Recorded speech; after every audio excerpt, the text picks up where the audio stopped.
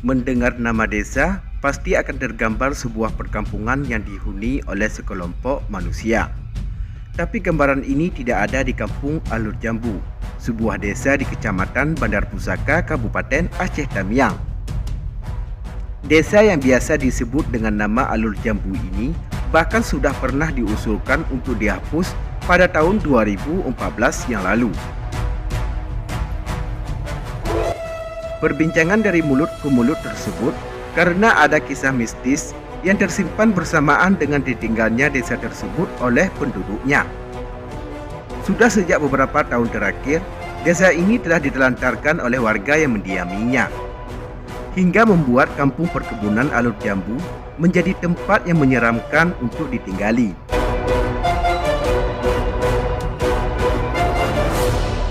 Laporan terakhir menyebutkan Alur Jambu kini sudah ditinggal pergi warganya.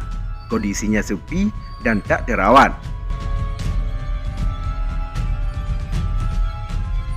Hanya rumah-rumah penduduk dan mes karyawan perkebunan yang tampak terongok tak terurus.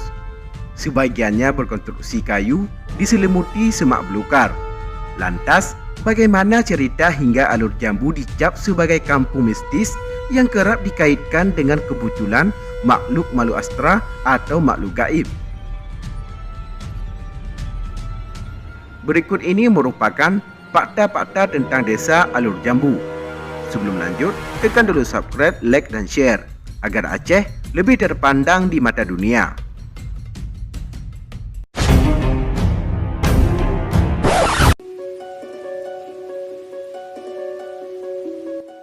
Kampung perkebunan Alur Jambu di Kecamatan Bandar Pusaka, Kabupaten Aceh Tamiang sudah pernah diusulkan untuk dihapus pada tahun 2014 yang lalu.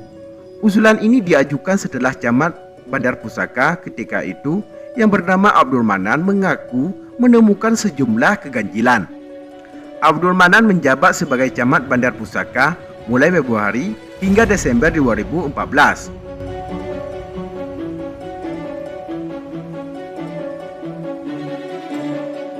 Dalam periode itu, Abdul Manan mengaku pernah memanggil kepala desa atau datuk penghulu perkebunan Alur Jambu untuk menjelaskan peta perkampungan yang berada di area HGU perkebunan sawit itu.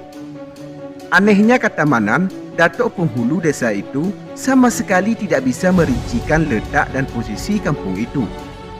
Saya minta datuknya menggambarkan peta kampung. Dia tidak tahu. Saya melihat ada yang salah secara administrasi. Makanya saya usulkan untuk dihapus, tegas Abdul Manan.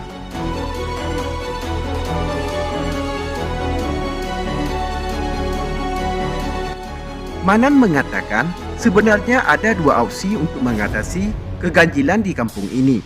Selain usulan penghapusan, dia juga sempat berpikir untuk memperluas area kampung perkebunan Alur Jambu hingga ke bagian wilayah Kampung Blangkandis. Menurutnya, Kampung Blangkandis yang menjadi tetangga perkebunan Alur Jambu memiliki populasi yang padat. Selepas dirinya tidak lagi menjabat sebagai camat, Abdul Manan mengaku tidak tahu perkembangan di dalam kampung itu.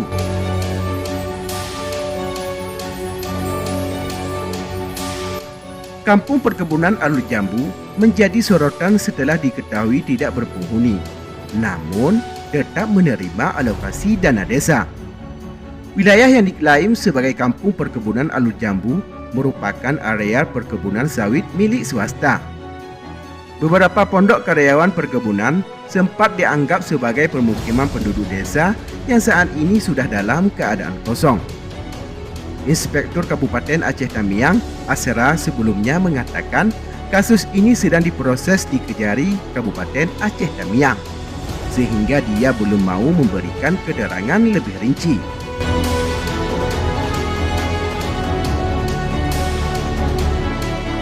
Udin, pria yang mengaku penduduk perkebunan Alur Jambu, mengakui kampungnya tersebut kini tidak berpenghuni. Warga setempat punya alasan mengapa tidak betah tinggal di desa itu. Dia mengaitkan hal ini dengan keganjilan demi keganjilan yang dialami warga setempat. Cerita mistis kerap terdengar dari mulut warga setempat ketika itu. Hingga pada kesimpulan pada makhluk astra atau gaib yang menghuni desa itu dan kerap mengganggu penduduk. Gak ada yang betah karena diserang kejadian-kejadian aneh. Warga sering sakit, kata Udin.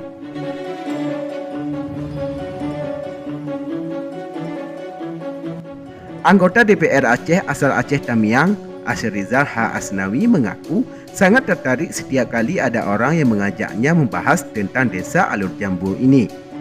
Menurut Asrizal, ia menemukan sesuatu yang unik dan istimewa di desa Alur Jambu ini. Bangunan tampak lusuh seperti kota tua serta lokasinya tidak terlalu jauh dari pusat pemerintahan. Sangat menarik dijadikan destinasi wisata. Apalagi ada banyak cerita mistik di desa Alur Jambu, sehingga ada sesuatu yang unik dan istimewa untuk ditawarkan kepada para pengunjung. Mendengar cerita dari Pak Nasaruddin, warga asli yang lahir di lokasi ini, tempat ini dahulunya merupakan pusat perbelanjaan di zaman kolonial Belanda, kira-kira tahun 1800-an, tulis Asrizal dalam postingan di Facebook miliknya tahun 2019 yang lalu. Mayoritas penghuninya etnis Tionghoa, bukan hanya menjual kebutuhan sembako, toko pakaian, bahkan toko emas pun ada di kampung Alur Jambu kala itu, kata Asrizal H. Asnawi.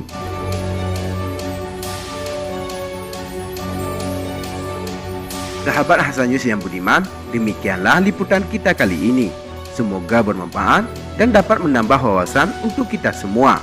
Terima kasih telah menonton dan tunggu video kami selanjutnya.